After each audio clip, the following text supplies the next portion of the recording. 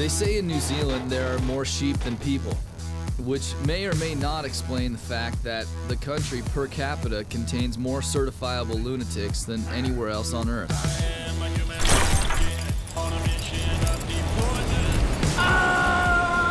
New Zealanders didn't invent bungee jumping, they were just the first to turn it into a business. Skydiving here is considered public transportation. And skiing and snowboarding? Yeah, they do that too. I am a human rocket.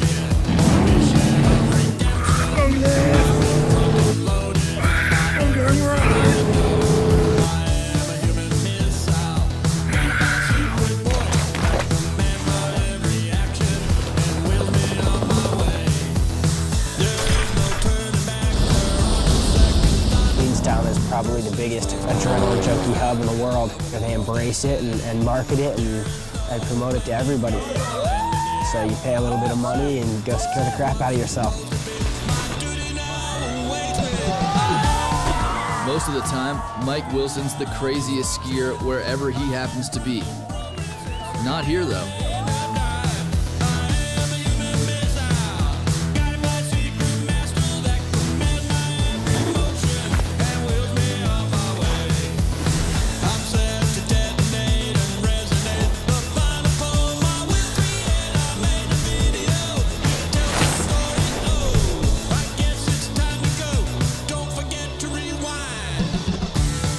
Feeling of skiing, it just makes the whole world not even matter. Your wife, your kids could hate you, your mom could be pissed, your girlfriend left you. For those 5 minutes on those runs and that whole day you're out skiing, none of that stuff even matters. Chris Booth is from nearby Australia, where they whisper behind New Zealand's back about hosting an adrenaline intervention. It's just a total wilderness out in the middle of the Pacific. The whole place is living and breathing and moving and changing, and everything just seems a little wild and a little crazy and a little out of control. I mean, most people have a white picket fence and a car. The people here, everybody seems to own a helicopter. It's really the perfect atmosphere for the World Heli Challenge, where you've got a whole bunch of misguided individuals coming from all over the world. An amazing job of bringing together a real collage of skiers and snowboarders.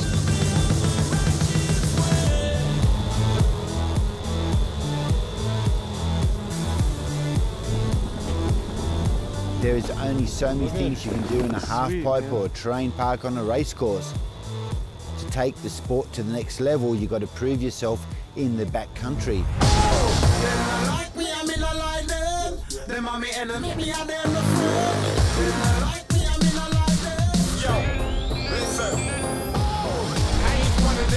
From the past who ain't got the answer. I got the answer. Dance round bricks when you blow like a dancer. This is an event that values freestyle skills, so long as you can use them on the big mountain. And it values big mountain skills, so long as you use them to get off the mountain itself, and preferably upside down and backward.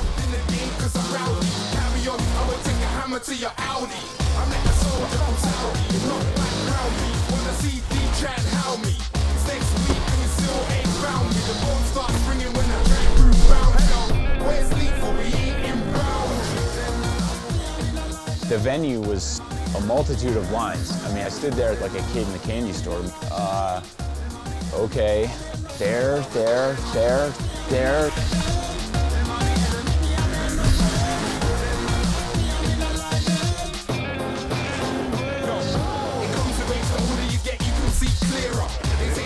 That's pretty good.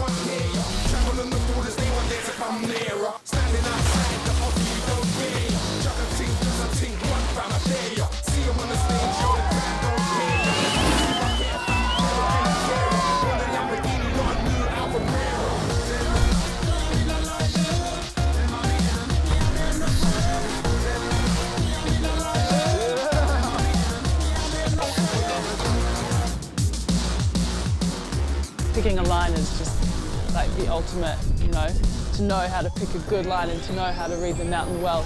And that's why it's good to have such a wide range of big mountain skiers specific, and freestylers who ride in big mountain competitions, because they do everything so much more differently. It's just really good to see that range and sort of take it in.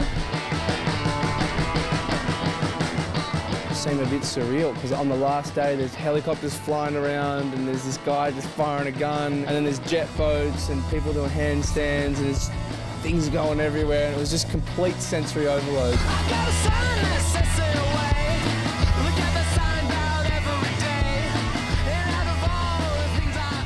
At this event, the goal is to impress the judges.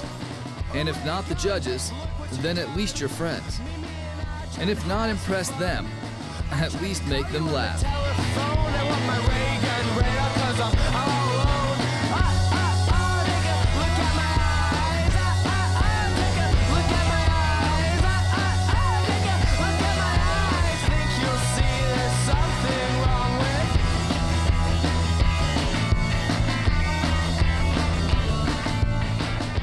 Skiing in the mountains, it's definitely a part of my life.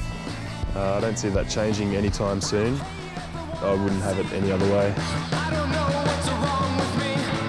I wear the truth on the soles of my shoes. I want my ray gun better 'cause I got the blues. So once you start picking up speed for those couple moments of your life, you don't gotta worry about anything. And for the record, the sheep down here are totally normal.